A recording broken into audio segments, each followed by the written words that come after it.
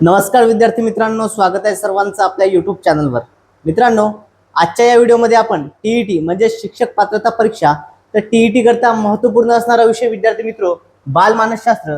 तर आज आपण बालमानसशास्त्र विषयाचे आतापर्यंत टीईटी परीक्षेमध्ये जे काही प्रश्न विचारण्यात आले होते असे प्रश्न आपण आजच्या या व्हिडिओमध्ये बघणार आहोत। बघा विद्यार्थी मित्रो, आपला टीईटीचा पेपर हा 28 जून 2026 रोजी होणार आहे। बघा, मोजून या ठिकाणी आपल्याला माहिती आहे की परीक्षेला फक्त 29 दिवस जे आहेत ते आता शिल्लक राहिलेले आहेत। तर त्या दृष्टिकोनातून आपल्याला परीक्षेची परिपूर्ण तयारी करायची आहे। तर त्या दृष्टिकोनातून आजचा हा व्हिडिओ तुम्हाला खूप महत्त्वपूर्ण ठरणार आहे विद्यार्थी मित्रो। त्यामुळे सर्वांनी हा व्हिडिओ अगदी शेवटपर्यंत बघायचा आहे आणि आपल्या चॅनलला सबस्क्राइब करायचं आहे। चला तर मग व्हिडिओला सुरुवात करूया। बघा, आजच्या या सेशन मधील आपला पहिला प्रश्न आपल्या स्क्रीनवरती आहे विद्यार्थी मित्रो। प्रश्न काय या ठिकाणी बघून घेऊया। बघा, अध्यापन प्रतिमाने, ओके, काय म्हटलं आहे? अध्यापन प्रतिमाने या ठिकाणी बघा, यावरती आधारित आपल्याला प्रश्न या ठिकाणी दिसतोय। तर बघा विद्यार्थी मित्रो, अध्यापन प्रतिमाने व त्यांचे उद्गाता यांच्या योग्य जोड्यांचा योग्य पर्याय आपल्याला निवडायचा आहे। बघा, अध्यापनाची प्रतिमाने या घटकावर आपल्याला परीक्षेमध्ये नेहमी प्रश्न जो आहे हा बघायला मिळालेला आहे। आतापर्यंत टीईटीचे जे काही पेपर झाले प्रत्येक परीक्षेमध्ये आपल्याला जे आहे या टॉपिकवरती प्रश्न हा मिळालेला आहे।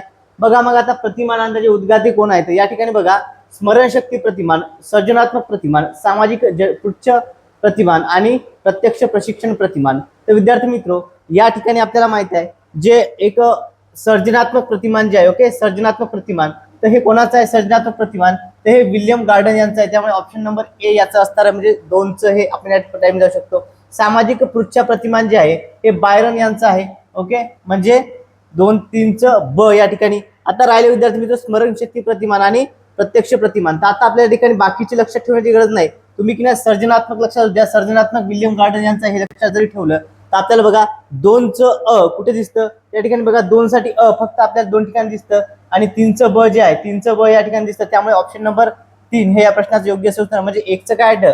स्मरणशक्ती प्रतिमान कोणाचं आहे? जेरी लुकस यांचं आहे, ओके, जेरी लुकस यांचं काय येतं? तर स्मरणशक्ती प्रतिमान, स्मरणशक्ती संबंधित आहे ते। तर विद्यार्थी मित्रो, अध्यापनाची प्रतिमाने आहेत यांचे जनक कोण आहेत? तर ब्रूस जॉइस आणि मार्शविल हे अध्यापन प्रतिमानाची जनक या ठिकाणी आहेत, ओके। आणि प्रत्यक्ष प्रशिक्षण प्रतिमान हे कोणाचं आहे? तर गॅग्ने यांचं आहे, ओके, प्रत्यक्ष प्रशिक्षण प्रतिमान हे गॅग्ने यांचं आहे, ओके। चला, प्रश्न आवडला असेल विद्यार्थी मित्र, स्पष्टीकरण समजलं त्या सर्वांनी व्हिडिओला लाईक करायचं आहे। यानंतर पुढील प्रश्न घेऊया। पुढचा प्रश्न बघा, कवी, लेखक, कलाकार, चित्रपट यातील कल्पना रिकामी जागा प्रकारच्या असतात। बघा, या ठिकाणी कवी, लेखक, कलाकार, चित्रपट यातील ज्या कल्पना असतात त्या कशा असतात? अनुकरणात्मक, सृजनात्मक, व्यावहारिक की पुनरुत्पादित? आता यामधल्या ज्या कल्पना असतात विद्यार्थी मित्रो तर या सृजनात्मक असतात। कशा असतात? सृजनात्मक। ऑप्शन नंबर 2 हे आपल्या प्रश्नाचं योग्य उत्तर आहे, ओके। या सर्व कल्पना या सृजनात्मक असतात, त्या ठिकाणी डोक्यामध्ये विचार करून आपल्या कल्पना शक्तीवर निर्माण केल्या असतात। मग या ठिकाणी या पुनरुत्पादित होऊ शकतात का? नाही, ते या सृजनात्मक असतात। अनुकरणात्मक, ज्या गोष्टीचं अनुकरण करते त्याला अनुकरणात्मक म्हणतात आणि दैनंदिन व्यवहारामध्ये ते व्यावहारिक कल्पना, ओके, ही कल्पनेचे प्रकार झाले। यानंतर पुढील प्रश्न बघा, अध्ययन विषयक क्षेत्रीय उपपत्ती। बघा, अध्ययन विषयक क्षेत्रीय उपपत्ती जी आहे ती रिकामी जागा या मानसशास्त्रज्ञाने मांडली, ओके। बघा, मग आता क्षेत्रीय उपपत्ती कोणाची आहे?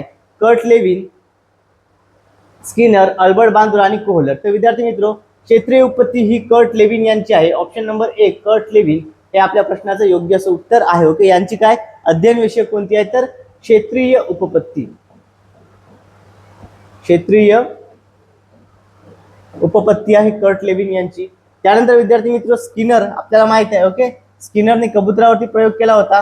कोणता होता तो? साधक अभिसंधान उपपत्ती।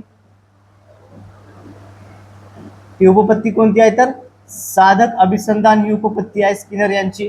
त्यानंतर अल्बर्ट बांद्रा सामाजिक निरीक्षणात्मक उपपत्ती। अल्बर्ट बांद्रांची कोणती आहे? तर सामाजिक निरीक्षणात्मक उपपत्ती,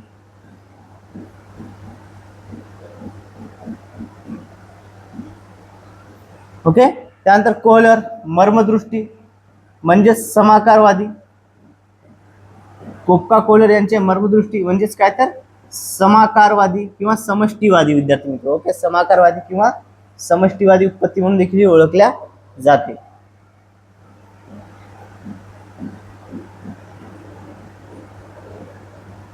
समष्टीवादी उपपत्ती म्हणून देखील ओळखल्या जाते, ओके। क्लिअर आहे सर्वांना? बघा, या टॉपिक मध्ये आपण सर्व जे आहे ते शास्त्रज्ञ यांच्या उपपत्त्या या ठिकाणी कव्हर केलेल्या आहेत. म्हणजे जर तुम्हाला परीक्षेमध्ये यापैकी कुठल्यावर जरी विचारलं तर त्या ठिकाणी तुमचा चुकता कामा नाही. ओके, क्षेत्रीय उपपत्ती जागी आपल्याला साधक अभिसंधान विचारलं जाऊ शकते, सामाजिक निरीक्षणातून विचारलं जाऊ शकते किंवा मर्मदृष्टी विचारल्या जाऊ शकते. ओके, चला यानंतर पुढील प्रश्न बघा विद्यार्थी मित्रो. पुढचा प्रश्न अध्ययन संक्रमण या टॉपिक वरती आहे. ओके, कोणत्या टॉपिकवर आहे हा? तर अध्ययन संक्रमण या टॉपिक वरती आहे. प्रश्न बघा काय, सायकलवर तोल सांभाळता आला की स्कूटर किंवा मोटरसायकल शिकण्यास त्याचा उपयोग होतो. बघा या ठिकाणी एका परिस्थितीमध्ये शिकलेल्या ज्ञानाचा उपयोग दुसऱ्या परिस्थितीमध्ये ज्यावेळेस होत असतो तर अशा वेळी कोणतं संक्रमण होतं? तर अशा वेळी जे आहे धन संक्रमण होत असतं. ऑप्शन नंबर 1 धन हे या प्रश्नाचं योग्य असं उत्तर आहे. ओके, बघा आणि बघा या ठिकाणी विद्यार्थी मित्रो, जर एका परिस्थितीत ज्ञानाचा दुसऱ्या परिस्थितीमध्ये जर अनुकूल परिणाम होत असेल, ओके अनुकूल, तर धन संक्रमण असणार आहे. जर प्रतिकूल परिणाम झाला तर ऋण. ओके, आणि कुठलाही परिणाम होत नसेल तर अशा वेळी शून्य. ओके, बघा या ठिकाणी मी तुम्हाला लिहून देतो, लक्षात असू द्या विद्यार्थी मित्रो. परिणाम जर अनुकूल असेल, पॉझिटिव्ह असेल, ओके, तर धनसंक्रमण होणार. ऋण म्हणजे काय, तर परिणाम जर प्रतिकूल होत असेल, एका परिस्थितीमध्ये शिकलेल्या ज्ञानाचा दुसऱ्या याच्यातनी काय होतं, प्रतिकूल होतं. म्हणजे काय, तर अडथळा जर निर्माण होत असेल तर ऋण संक्रमण. एक उदाहरण होतं बघा या ठिकाणी, मराठी भाषेचा अभ्यास करताना ओके हिंदी भाषेमध्ये लिंगभेद ओळखण्यात अडचण निर्माण होते, हे ऋण संक्रमणाचं उदाहरण झालं. आणि शून्य संक्रमण काय, तर कुठलाही परिणाम होत नाही. बघा घरी स्वयंपाक करणं आणि गाडी चालवणं या दोन घटकांचा काही संपर्क आहे का? नाही, मग कुठलाही परिणाम नाही, त्यावेळी शून्य संक्रमण. ओके, अध्ययन संक्रमणाचे 3 प्रकार, धन, ऋण आणि शून्य संक्रमण, हे लक्षात असू द्या. यानंतर पुढील प्रश्न बघा विद्यार्थी मित्र. पुढचा प्रश्न आपल्या स्क्रीनवरती आहे. मानवी वर्तनाचे शास्त्र ते मानसशास्त्र अशी व्याख्या यांनी केली आहे. कोणी केली आहे? बघा, मानवी वर्तनाचे शास्त्र ते मानसशास्त्र अशी व्याख्या कोणाची आहे विद्यार्थी मित्र? तर ती आहे बघा या ठिकाणी वॅटसन या मानसशास्त्रज्ञाची. Option number 1. ओके, मानवी वर्तनावरती भर दिलेल्या वर्तनाचे शास्त्र ते मानसशास्त्र वॅटसन यांनी म्हणलेलं आहे. त्यानंतर विद्यार्थी मित्र बघा, मॅकडुगल यांनी मनाचे शास्त्र म्हटले. ओके, मॅकडुगल यांचं म्हणणं काय, तर मानवी मनाचा अभ्यास करणारे शास्त्र ते मानसशास्त्र, मनाचे शास्त्र म्हटलेलं आहे. ओके, एका याच्यामध्ये आपलं थोडंसं मिस्टेक झाली विद्यार्थी मित्र, तर ते मनाचे शास्त्र असे आहे. ओके, एका व्हिडिओमध्ये आपण त्या ठिकाणी चुकीने अरिस्टॉटल म्हटलं होतं. मॅकडुगल हे या प्रश्नाचं योग्य असं उत्तर आहे. ओके, चला क्लिअर आहे सर्वांना? पहा आता सर्व व्याख्या या ठिकाणी तुम्हाला सांगतो. बघा विद्यार्थी मित्र, वॅटसन यांनी काय म्हटलंय, मानवी वर्तनाचा अभ्यास करणारे शास्त्र म्हणजे मानसशास्त्र, ही वॅटसन यांची व्याख्या आहे. त्यानंतर अरिस्टॉटल मानसशास्त्राचे जनक यांनी काय म्हटलंय, आत्म्याचे शास्त्र ते मानसशास्त्र अशी व्याख्या जी आहे ती वॅटसन यांनी केली आहे. या ठिकाणी अरिस्टॉटल यांनी केली आहे. ओके, आत्म्याचे शास्त्र ते मानसशास्त्र अशी व्याख्या अरिस्टॉटल यांनी केली आहे. आणि मॅकडुगल यांनी मनाचा अभ्यास करणारे शास्त्र ते मानसशास्त्र अशा मानसशास्त्राच्या व्याख्या केलेल्या आहेत. ओके, चला विद्यार्थी मित्र, आपल्याला परीक्षेमध्ये मानसशास्त्राच्या व्याख्या देखील विचारल्या जात असतात किंवा मानसशास्त्रज्ञ, आणि हे समजून काय आपल्याला तर जोड्या लावा हा प्रश्न देखील विचारला जाऊ शकतो. ओके, बघा यावरती काय प्रश्न बनतो, तर जोड्या लावा हा प्रश्न बनतो. जोड्या लावा देखील आपल्याला विचारल्या जाऊ शकतात. ओके, चला विद्यार्थी मित्र, स्पष्टीकरण आवडत असेल सर्वांनी व्हिडिओला लाईक करायचं आहे. ओके, पहा, आणि चॅनलला जर तुम्ही अजूनही चॅनल सबस्क्राईब केलं नसेल आणि जर तुम्ही TET 2026 ची तयारी करत असाल तर सर्वांनी आपल्या चॅनलला सबस्क्राईब करायचं आहे. यानंतर पुढील प्रश्न बघा, एखाद्या मोठ्या समूहाचे वर्तन काही प्रसंगात कसे घडले? ओके, बघा एखादा मोठा समूह आहे ज्याचे वर्तन काही प्रसंगामध्ये कसे घडेल. आता याचा जर आपल्याला अंदाज घ्यायचा तर या अंदाजासाठी पद्धती, कोणती पद्धती अत्यंत उपयुक्त असते? बघा, एखादा मोठा समूह आहे, मग एखाद्या परिस्थितीत त्या समूहाचं वर्तन कशा पद्धतीचं घडेल याचा आपल्याला अंदाज घ्यायचा आहे. मग आपल्याला त्या समूहाचं काय करावं लागेल? समजा एखादं गाव असेल, तालुका असेल, ओके, एखादा घटक असेल, त्याचा आपल्याला काय तो विशिष्ट परिस्थितीमध्ये कशा पद्धतीने रिॲक्ट करेल याचा आपल्याला अंदाज घ्यायचा आहे. मग त्याकरता आपल्याला काय करावं लागेल, तर त्या ठिकाणच्या परिसराचा काय करावं लागेल, सर्वेक्षण करावं लागेल. काय करावं लागेल आपल्याला?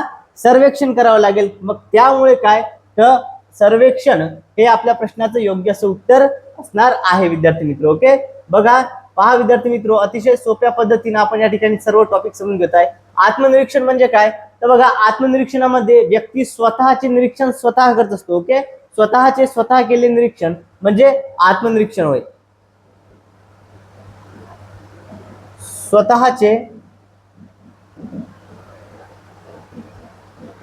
स्वतः केले जाणारे निरीक्षण. ओके, याला आत्मनिरीक्षण म्हणतात. सर्वेक्षण जे आहे एका समूहाचं घटकाचं केलं जातं.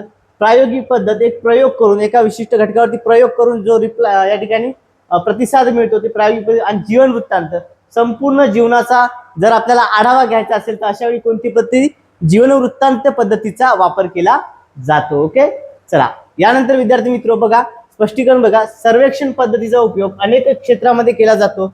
संशोधनासाठी या पद्धतीचा वापर मोठ्या प्रमाणात बघा. सर्वेक्षण पद्धतीचा सर्वात मोठा वापर कशासाठी होतो तर संशोधनासाठी होतो. सध्या परिस्थितीचे यथार्थ चित्रण म्हणजे काय, जी सध्याची परिस्थिती आहे तिचं यथार्थ चित्रण दशाचं चित्रण जे आहे सर्वेक्षण पद्धतीद्वारे केले जात असल्यामुळे ही पद्धती लोकमान्य पद्धती ठरली आहे आणि या ठिकाणी काहीतरी अतिशय शास्त्रशुद्ध विश्वासार्ह अशी पद्धती जी आहे ती ठरलेली आहे. ओके, चलो यानंतर नेक्स्ट क्वेश्चन बघा विद्यार्थी मित्रो. कातड्याच्या निर्जीव पट्ट्याला अंधारात साप समजून आपण घाबरतो हे रिकामी जागाचे उदाहरण आहे. बघा कातड्याचा जो निर्जीव पट्टा असतो तर त्याला अंधारामध्ये काही वेळा आपण साप समजून घाबरतो. ओके, मग हे कशाचं उदाहरण झालं तर विद्यार्थी मित्रो या ठिकाणी बघा समावेश, मनाचा कल, इंद्रिय भ्रम आणि चित्तभ्रम. तर या ठिकाणी हे कशाचं आहे बघा तर हे इंद्रिय भ्रमाचं उदाहरण आहे. ओके, आपले इंद्रियाद्वारे चुकीचा अर्थ ज्यावेळेस लागतो अशा वेळेस काय तर आपण याला काय म्हणू शकतो इंद्रिय भ्रम असे म्हणू शकतो. ओके, अंधारात पडलेला जो पट्टा जरी असला तर तो आपल्याला दोरखंड जरी असला त्याला आपण साप समजतो. ओके, असा भ्रम आपल्याला होतो तो म्हणजे इंद्रिय भ्रम. समावेश म्हणजे काय तर तुटक वस्तू देखील आपल्याला अखंड दिसतात याला समावेश असे म्हणतात. ओके, पहा या ठिकाणी विद्यार्थी मित्रो आता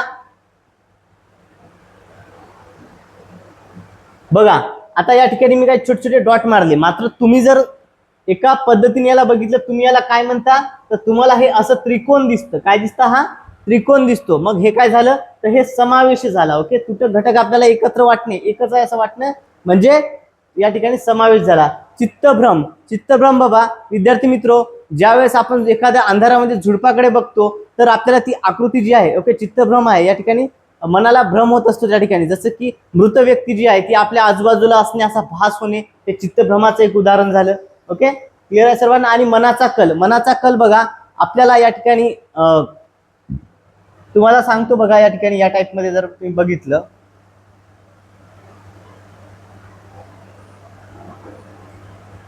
ही आकृती बघा.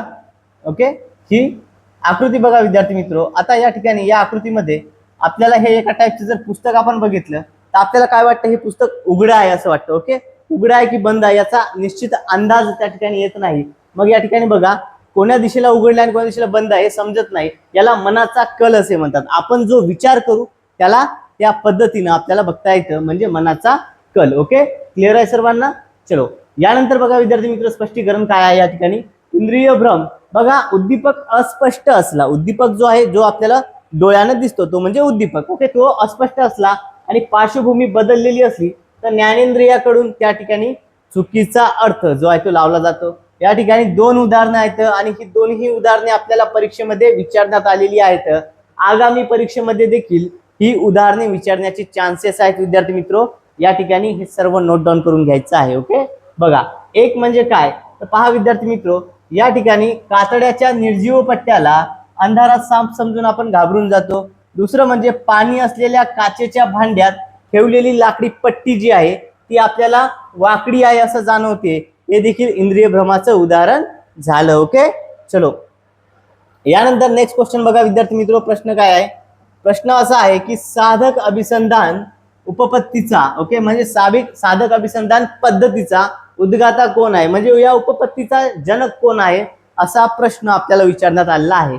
बघा Albert Bandura, B.F. Skinner, doctor Bloom आणि थॉर्नडाईक. तर विद्यार्थी मित्रो साधक अभिसंधान क्रिया साधनीभूत झाले. ओके, इन्स्ट्रुमेंटल कंडिशनिंग ज्याला आपण म्हणतो तर त्या पद्धतीचा जनक कोण आहे तर स्किनर आहे. ओके, कोण आहे स्किनर. साधक अभिसंधान ऑप्शन नंबर 2 हे या प्रश्नाचं योग्य असं उत्तर आहे. ओके, यापूर्वी देखील तुम्हाला सांगितलं होतं विद्यार्थी मित्रो स्किनरचं आहे ही उत्पत्ती साधक अभिसंधान. ओके, क्रिया साधनीभूत झाली कोणाचं आहे तर स्किनर यांचं आहे. ओके, बघा यानंतर विद्यार्थी मित्रो थॉर्नडाईकची कोणती होती बघा.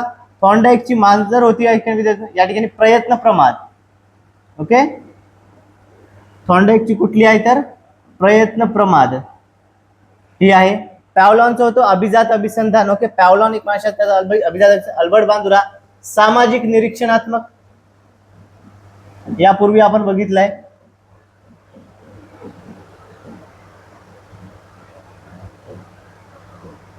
ओके. डॉक्टर ब्लूम अध्ययन अनुदेश उत्पत्ती, डॉक्टर ब्लूम यांची. त्यानंतर विद्यार्थी मित्र पॅव्हलॉन साधक, या ठिकाणी पॅव्हलॉन जो होता, पॅव्हलॉनचा अभिजात अभिसंधान, हे एक महत्वपूर्ण आहे म्हणून तुम्हाला लिहून देतोय. ओके. पॅव्हलॉन परीक्षेच्या दृष्टिकोनातून महत्वपूर्ण आहे म्हणून लिहितोय. बघा या ठिकाणी लक्षात घ्या, अभिजात अभिसंधान.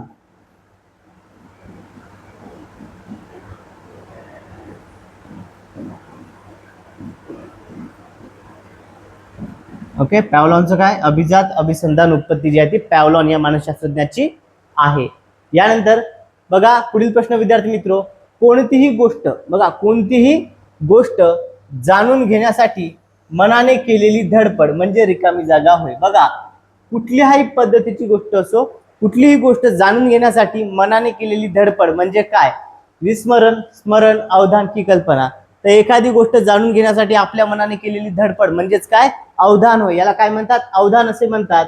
ऑप्शन नंबर 3 अवधान हे या प्रश्नाचं योग्य असं उत्तर आहे. ओके. बघा विद्यार्थी मित्र, आता अवधानाचे 3 प्रकार पडतात. ओके. अवधानाचे 3 प्रकार पडतात, ते प्रकार देखील तुम्हाला सांगतो. अवधानाचे प्रकार, ओके. पहा अवधानाचे विद्यार्थी मित्र 3 प्रकार पडतात. यामध्ये पहिला आहे ते म्हणजे ऐच्छिक अवधान. ओके. इच्छापूर्वक केलेलं अवधान असतं. दुसरं आहे अनैच्छिक अवधान, इच्छा नसताना देखील त्या गोष्टीकडे लक्ष जाणं म्हणजेच काय तर अनैच्छिक अवधान. आणि तिसरा सर्वात इंटरेस्टिंग आहे, ज्यावरती आपल्याला परीक्षेत वारंवार प्रश्न येत जातो, तो म्हणजे अभ्यस्त अवधान. ओके. अभ्यस्त अवधान. आता जे अभ्यस्त अवधान आहे, या अभ्यस्त अवधानामध्ये व्यक्तीला स्थळा काळाचं, जागेचं, भूकेचं कशाचंही ध्यान राहत नाही, कुठल्याही गोष्टी ध्यान राहत नाही. तो एकदम मशगुल, त्या गोष्टीमध्ये एकदम रमून जातो, असं असतं हे अभ्यस्त अवधान. ओके. चला अभ्यास, या ठिकाणी अवधानाचे 3 प्रकार होते जे तुम्हाला मी सांगितले. ओके. चलो विद्यार्थी मित्रो, व्हिडिओ आवडल्यास सर्वांनी व्हिडिओला लाईक करायचं आहे आणि जर तुम्ही अजूनही आपल्या चॅनलला सबस्क्राईब केलं नसेल तर सर्वांनी चॅनलला सबस्क्राईब करायचं आहे. यानंतर पुढचा प्रश्न बघा विद्यार्थी मित्रो, बुद्धिमत्तेचे गुणक सिद्धांत मल्टिपल इंटेलिजन्स थेअरी कोणी मांडली. ओके. बुद्धिमत्तेचा जो गुणक सिद्धांत आहे, मल्टिपल इंटेलिजन्स थेअरी, हे कोणी मांडली. हॉवर्ड गार्डनर, थॉर्नडाईक, जीन पियाजे आणि कोहलबर्ग. तर विद्यार्थी मित्रो मल्टिपल इंटेलिजन्स थेअरी जी आहे ही हॉवर्ड गार्डनर यांनी मांडलेलं आहे. ओके. या ठिकाणी अनेक घटक या ठिकाणी सांगितले, म्हणजे यांचे म्हणणं काय तर बुद्धिमत्ता जी आहे ती खूप घटकांपासून बनलेली आहे. हॉवर्ड गार्डनर यांनी काय म्हटलंय, बुद्धिमत्ता ही खूप घटकांपासून बनलेली आहे. असा सिद्धांत कोणी सांगला होता, तर तो हॉवर्ड गार्डनर यांनी सांगितलेला होता. विद्यार्थी मित्रो बघा या ठिकाणी हॉवर्ड गार्डनर यांनी बुद्धिमत्तेचा गुणक बुद्धिमत्ता सिद्धांत मल्टिपल इंटेलिजन्स थेअरी हा यांनी 1983 मध्ये मांडला. कधी मांडली होती उत्पत्ती यांनी, 1983 मध्ये त्यांनी हा सिद्धांत मांडला.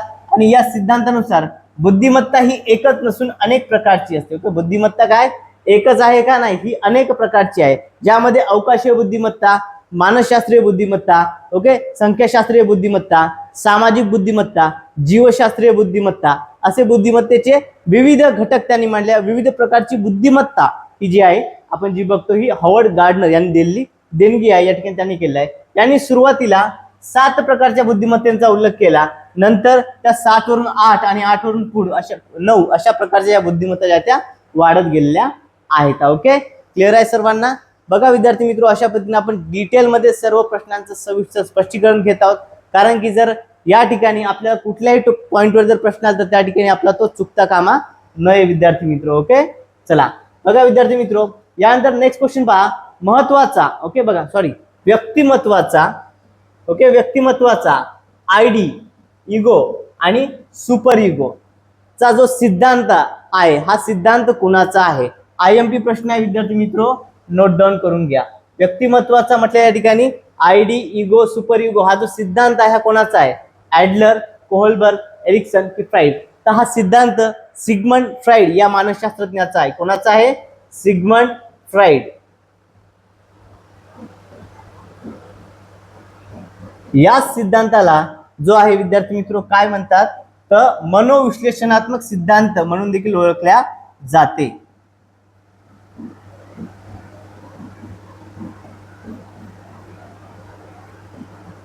मनोविश्लेषणात्मक सिद्धांत म्हणून या सिद्धांतास ओळखल्या जाते. ओके, चला बघा विद्यार्थी मित्र, आता सिग्मंड फ्राइड याचा मनोविश्लेषणवाद जो आहे हा सिद्धांत काय आहे हा समजून घेऊया. ही थेरी काय, यामध्ये यांनी 3 अंगे सांगलेले आहेत. एक म्हणजे आयडी, ज्यामध्ये मूलभूत इच्छा आणि प्रवृत्ती येतं. दुसरा आहे इगो, अहम म्हणजे अहंकार, वास्तवाशी जुळून घेणारा भाग. ओके, आणि सुपर इगो, अति अहम म्हणजे नैतिक मूल्य व आदर्श यांचा दुर्लक्ष करणे, अति अहम. ओके, बघा हे 3 घटक त्यामध्ये सांगितलेले आहेत विद्यार्थी मित्र. यानंतर नेक्स्ट क्वेश्चन बघा, पुढील प्रश्न आपल्या स्क्रीनवरती आहे. प्रश्न काय, गेसेल यांनी, ओके, गेसेल यांनी विकासाची संकल्पना, गेसेल यांची कोणती संकल्पना आहे, विकासाची. या ठिकाणी प्रश्नातूनच जे आहे विद्यार्थी मित्र नवीन प्रश्न तयार करून घ्यायचा. बघा, गेसेल यांनी विकासाची संकल्पना मांडताना रिकामी जागा या गोष्टीवर अधिक भर दिला. तर विद्यार्थी मित्र बघा, गुणविशेष, परिपक्वता, अध्ययन आणि परिणाम. तर गेसेल यांनी विकासाची संकल्पना मांडताना परिपक्वतेवरती अधिक भर दिला होता. त्यामुळे ऑप्शन नंबर बी परिपक्वता हे आपल्या प्रश्नाचं योग्य असं उत्तर आहे. ओके, गेसेल यांनी कशावर भर दिला होता, परिपक्वतेवर. आणि याची संकल्पना कोणती होती, तर विकासाची संकल्पना जी ती गेसेल यांची होती, हे देखील लक्षात द्या. बघा या ठिकाणी विद्यार्थी मित्र ही संकल्पना मांडताना त्यांनी परिपक्वतेवरती भर दिला होता. विकासाची संकल्पना मांडताना परिपक्वतेवर भर दिला होता. त्यानंतर पुढचा प्रश्न बघा विद्यार्थी मित्र, बाळाच्या जन्मावेळी मेंदूचा विकास जो आहे हा किती टक्के झालेला असतो. ओके, बघा बाळाचा यावेळी जन्म होत असतो बाळाचा, तर बाळाच्या जन्माच्या वेळी त्याच्या मेंदूचा विकास हा किती टक्के झालेला असतो विद्यार्थी मित्र, तर हा 25% झालेला असतो. ओके, किती टक्के, 25%. त्यामुळे ऑप्शन नंबर बी 25% हे आपल्या प्रश्नाचं योग्य असं उत्तर आहे. ओके, बघा यानंतर नेक्स्ट क्वेश्चन पहा विद्यार्थी मित्र, परीक्षेत कमी गुण मिळालेला विद्यार्थी, परीक्षेमध्ये कमी गुण मिळालेला विद्यार्थी, प्रश्नपत्रिका फार अवघड होती, उत्तरपत्रिका कडक तपासली अशी कारणे सांगतो, हा खालीलपैकी कोणत्या मानसिक संरक्षण यंत्रणेचा प्रकार आहे. आता बघा विद्यार्थी मित्र, हा प्रश्न परीक्षेत वारंवार रिपीट होत असतो. ओके, हा जो प्रश्न आहे अगदी IMP प्रश्न आहे. हा प्रश्न तुम्ही नोट डाऊन आणि पाठच करून घ्यायचा आहे. ओके, बघा कारण की हा प्रश्न वारंवार परीक्षेमध्ये रिपीट झालेला आहे. आतापर्यंत 7 ते 8 वेळा हा परीक्षेत आलेला आहे प्रश्न. तर बघा कुठला असणार, कोणती संरक्षण यंत्रणा आहे, प्रक्षेपण, कृतक समर्थन, विस्थापन की प्रतिपूरण. तर विद्यार्थी मित्र कुठल्या पद्धतीची संरक्षण यंत्रणा झाली, तर ही झाली प्रक्षेपण. ऑप्शन नंबर 1 हे या प्रश्नाचं योग्य असं उत्तर आहे. ओके, बघा परीक्षेत एखाद्या विद्यार्थ्याला गुण कमी मिळाले की तो काय म्हणतो, प्रश्नपत्रिका फार अवघड होती, खूप कठीण पेपर तपासला गेला त्यामुळे मला गुण कमी मिळाले. म्हणजे स्वतःची कमतरता, स्वतःची अक्षमता, स्वतःची अकार्यक्षमता त्या ठिकाणी समजून न घेता दुसऱ्या पद्धतीने जो आहे या ठिकाणी तो कारण दोष हा दुसरीकडे ढकलत असतो. तर ही झाली प्रक्षेपण. ओके, विस्थापन, एका ठिकाणचा राग दुसऱ्या ठिकाणी, विस्थापन, प्रतिपूरण, यात हे सर्व समजून घेऊया. बघा विद्यार्थी मित्र या ठिकाणी स्क्रीनवरती काय आहे, प्रक्षेपण. प्रक्षेपण म्हणजे काय, आपल्यातील दोष, अक्षमता, कमतरता न स्वीकारणे आणि दुसऱ्या गोष्टीवरती दोष टाकणे, याला प्रक्षेपण असे म्हणतात. त्यानंतर प्रतिपूरण, एका क्षेत्रात आलेले अपयश दुसऱ्या क्षेत्रामध्ये भरून काढणे. ओके, एका क्षेत्रामध्ये आलेले अपयश दुसऱ्या क्षेत्रामध्ये भरून काढणे म्हणजे काय, तर प्रतिपूरण. विस्थापन, एकाचा राग दुसऱ्यावर काढणे. ओके, ऑफिसमध्ये बॉस रागवला तर घरी येऊन मुलांवर राग काढणे, विस्थापन. आत्मताडण, स्वतःवर झालेल्या छोट्या, ओके, स्वतःकडून झालेल्या काय, स्वतःवर झालेल्या छोट्या चुकीची जास्तीत जास्त शिक्षा करून घेणे आणि सहानुभूती मिळवण्याचा प्रयत्न करणे, हे झालं आत्मताडण. यावरती प्रश्न बनू शकतो यावर्षी विद्यार्थी मित्र. आणि तादाम्य म्हणजे काय, तर स्वतःची प्रतिष्ठा वाढवण्यासाठी मोठमोठ्या व्यक्तींशी आपली ओळख आहे, आपला संबंध आहे हे जाणवणे, त्यांच्यासोबत फोटो काढणे, तो फोटो घरामध्ये लावणे, लोकांना दाखवणे, हे झालं तादाम्य. ओके, चला विद्यार्थी मित्र, व्हिडिओ आवडल्यास सर्वांनी व्हिडिओला लाईक करायचा आहे. ओके, आणि आपल्या चॅनलला सबस्क्राईब करायचं आहे. आणि सगळ्यात महत्त्वपूर्ण म्हणजे विद्यार्थी मित्र, मानसशास्त्राच्या हस्तलिखित नोट्स आपण या ठिकाणी तयार केलेल्या आहेत. तर या हस्तलिखित नोट्स या टाईपमध्ये तुम्हाला मिळणार आहे विद्यार्थी मित्र. तर ही हस्तलिखित नोट्स मिळवण्याकरता तुम्हाला काय करायचं आहे, तर व्हॉट्सअपवरती या नंबरवरती संपर्क करायचा आहे विद्यार्थी मित्र. ओके, चला तुम्हाला ज्या या नंबरवरून जे आहे तुम्हाला नोट्स या मिळून जातील. ओके, बघा अगदी कमी फी मध्ये आपण या ठिकाणी या नोट्स अवेलेबल करून दिलेल्या आहेत विद्यार्थी मित्र. ओके, फक्त 350 रुपये फीज या ठिकाणी या नोट्सची असणार आहे. यानंतर नेक्स्ट क्वेश्चन बघा, एखाद्या कारकुनावर एखाद्या कारकुनावर साहेब रागावले तर कारकून साहेबावर रागू शकत नाही. बघा विद्यार्थी मित्र, एखाद्या कारकुनावर साहेब रागावले पण कारकून साहेबावर रागू शकतो का? नाही. मग काय करतो तो? घरी आल्यावर आपल्या बायकोवर रागावतो आणि हे संरक्षण यंत्रणेच्या पुढीलपैकी कोणत्या प्रकारामुळे घडते? आताच तुम्हाला सांगितलं होतं, एकाचा राग दुसऱ्यावर. मग कुठली आहे ती? तर ती आहे विस्थापन. ऑप्शन नंबर 3 हे आपल्या प्रश्नाचं योग्य असं उत्तर आहे. ओके, चला यानंतर पुढील प्रश्न बघा, जीन पियाजे कोणत्या प्रकारच्या विकासाचा अभ्यास करतात? जीन पियाजे हे कुठल्या प्रकारच्या विकासाचा अभ्यास करतात? ऑप्शन बघा, सामाजिक विकास, भावनिक विकास, संज्ञानात्मक विकास की शारीरिक विकास. जीन पियाजे म्हटलेलं आहे, तर जीन पियाजे यांचे विकासाचं कोणतं आहे? तर संज्ञानात्मक विकास. ऑप्शन नंबर 3 सी हे आपल्या प्रश्नाचं योग्य असं उत्तर आहे. पूर्व संज्ञानात्मक या ठिकाणी बघा, मूर्त संज्ञानात्मक, संक्रिया, पूर्व संज्ञानात्मक या ठिकाणी सांगितलेली आहे. त्यांनी 4 टप्पे सांगितले होते. बघा, जीन पियाजे यांनी मुलांचा विचार करण्यासाठी, समजण्यासाठी क्षमता कशी विकसित होते याचा अभ्यास केला, त्यामुळे त्यांचा सिद्धांत जो आहे हा संज्ञानात्मक विकासाशी संबंधित आहे. यानंतर पुढील प्रश्न बघा, मानसशास्त्राचे पहिले पुस्तक कोणते आहे? यापूर्वी देखील आपण हा प्रश्न परीक्षा घेतलेला आहे विद्यार्थी मित्र. मानसशास्त्राचे पहिले पुस्तक कोणते आहे? तर डी ॲनिमा हे मानसशास्त्राचे पहिले पुस्तक आहे, अरिस्टॉटल यांचं.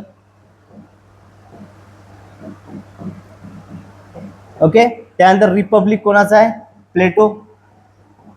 रिपब्लिक कोणाचा आहे? प्लेटो यांचा आहे. चला यानंतर ॲनिमल इंटेलिजन्स, थॉर्नडाईक. यानंतर पुढचा प्रश्न बघा विद्यार्थी मित्र, व्यक्ती व तिच्या भोवतालचे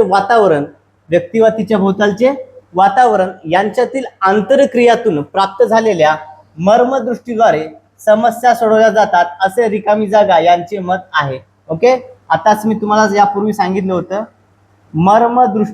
मर्मदृष्टीला अजून एक नाव आहे, ते म्हणजे समष्टीवादी.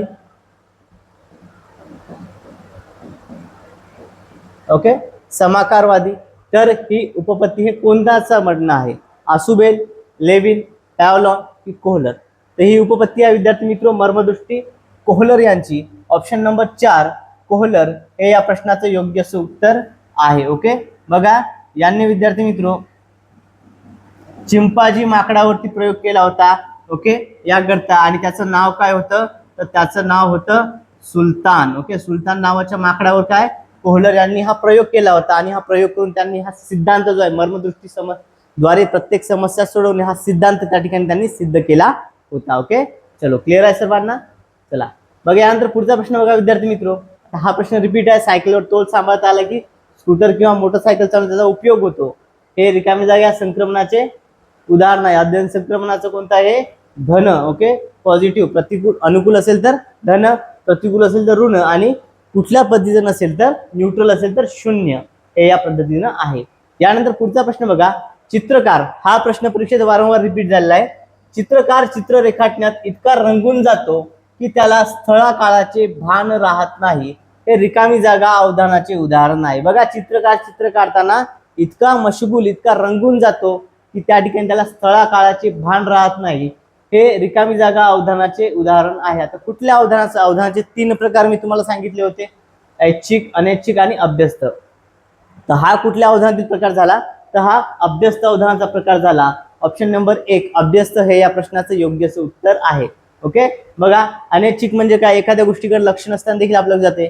जर आकाशामध्ये जोरात विजा कडाडत असेल तर आपण इच्छा जरी नसली तरी देखील आपलं लक्ष जे आहे त्या विजांकडे जातं. हे या ठिकाणी झालं अनैच्छिक अवधानाचं उदाहरण. आणि काही गोष्टी या एकदम लक्ष देऊन कराव्या लागतात, जसं की विद्यार्थी मित्र अभ्यास करणे. अभ्यास करताना आपल्याला लक्ष त्या ठिकाणी कॉन्सन्ट्रेट करावं लागतं. हे झालं ऐच्छिक अवधान. क्लिअर आहे सर्वांना? होप सर्वांना हा पॉईंट व्यवस्थित समजला असेल विद्यार्थी मित्र, आणि आजचं हे सेशन सर्वांना समजलं असेल. विद्यार्थी मित्र, व्हिडिओ आवडला तर सर्वांनी व्हिडिओला लाईक करायचं आणि व्हिडिओला शेअर करायचं आहे. आणि अजून महत्त्वपूर्ण म्हणजे अजूनही तुम्ही जर आपलं चॅनल सबस्क्राईब केलं असेल तर सर्वांनी आपल्या चॅनलला सबस्क्राईब करायचं आहे विद्यार्थी मित्र. चला, आणि मानसशास्त्राची हस्तलिखित PDF नोट्स मिळण्याकरता या नंबरवरती व्हॉट्सअपवरती मेसेज करायचा आहे. अगदी कमी माफक दरामध्ये तुम्हाला या ठिकाणी काय त्या PDF नोट्स जर तुम्हाला हव्या असतील तर PDF नोट्स मिळवायच्या आहेत. चला बघा विद्यार्थी मित्र, परीक्षेला फार कमी अवधी शिल्लक आहे आणि कमी कालावधीमध्ये या ठिकाणी तुमची तयारी व्हावी. आता जवळपास फक्त 29 दिवस जे आहेत आपल्या परीक्षेला शिल्लक राहिलेले आहेत, तर त्या दृष्टिकोनातून या नोट्स त्या तुमच्याकरता या ठिकाणी अवेलेबल करून देण्यात आलेल्या आहेत. तर लवकरात लवकर संपर्क करून आपल्या नोट्स ज्या आहेत आपण घ्यायच्या आहेत. ओके, चला मित्रांनो, आजच्या या व्हिडिओमध्ये एवढंच. भेटूयात पुढच्या व्हिडिओमध्ये. Thank you so much.